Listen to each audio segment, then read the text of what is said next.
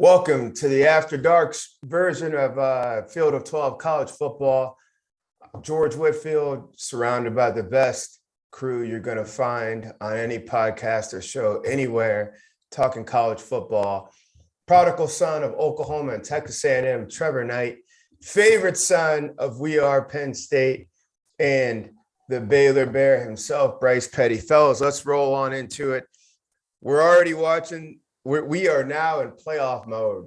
It's playoff mode. So we're already watching, just like the fans out there, Oregon and Washington. Oregon is trying to take care of business. They just about have it done, but they still have a long road ahead of them. Bryce Petty, are you impressed? / do you see a path for the Oregon Ducks to make it on into the playoff? I mean, shit, they're number 4 right now. And we just had Michigan State lose today, right? Oregon kind of controls their own destiny. I think, the Pac-12 North, they've got really Washington State and Oregon State coming up, as well as Utah. They went out those games. It's pretty much Pac-12 is a lock. And because the committee already sees them as one of the top 4 to make it in, I think that they have what it takes. So, and it's not, look, there is a rivalry, I think, with Washington, but, rainy game, get it done, just get on the next game. And I think they're in easy.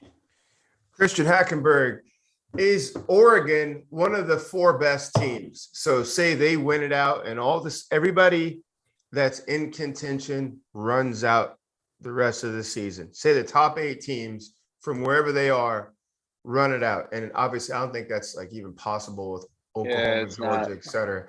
If Oregon runs their table, is their body of work strong enough to make a claim for one of those 4 spots? I don't think that it is, or it's going to be, just due to the fact of what you just mentioned, that a lot of these teams still have some pretty marquee games and some statement games and the ability to play themselves in. I think Oregon's play themselves in ability has kind of tapped out. So the only thing they can do is take care of what they have control over, and that's winning the Pac-12 and finishing the season strong and seeing how the committee views that. But when you look at who do you have jumping them? Well, can you hold your trigger finger discipline and wait till the end of this? I mean, gosh, dude. Who do you have jumping them? Friggin' Bryce. Damn. Yeah, I agree. Leave your emotion at the door. Damn Wyatt Earp down there. Wait. What I was gonna get. I'm not gonna go into it, George. Trust me, I'm not gonna go into it. Okay. But I'm gonna save that. But what I am gonna say is Wyatt Earp. Yeah, dude.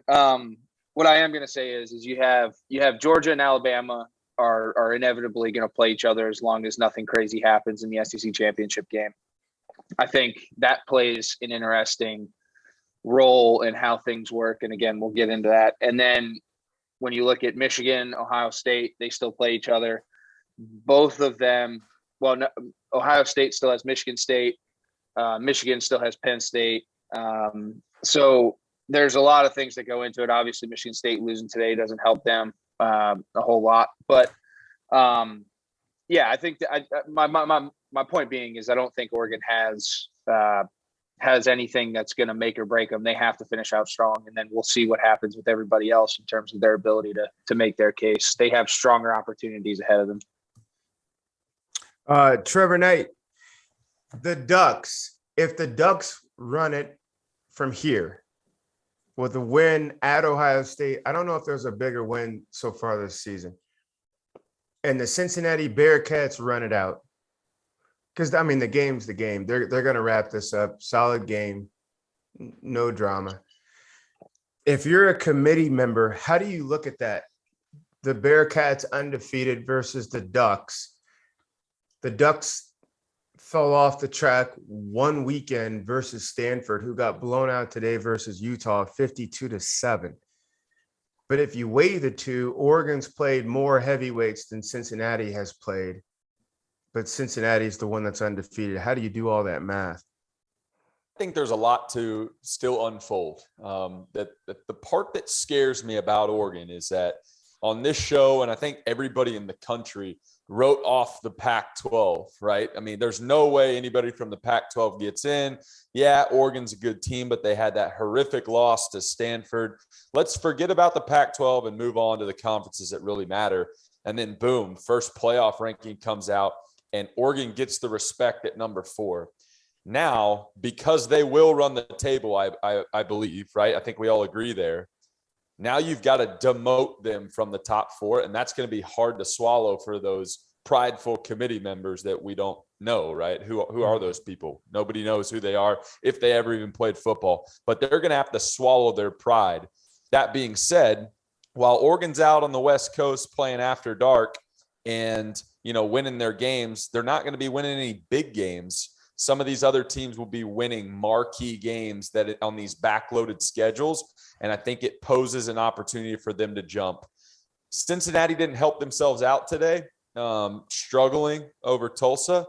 So I don't personally think Cincinnati's going to get in there, even as an undefeated team. There's going to be other teams coming from the back with those marquee wins in the back half of this schedule. I agree. To me, I don't know. I can't even reconcile how I feel, how it's all set up. Cincinnati has to go play ball. They're going to get people's best shot. They won today, but it felt like a loss. They're in there, all the drama in the world, fighting to keep Tulane on a 4th down in the red zone out of the end zone. They do it, but it still feels like a loss because it feels like they have to knock out everybody by 30 going down the road.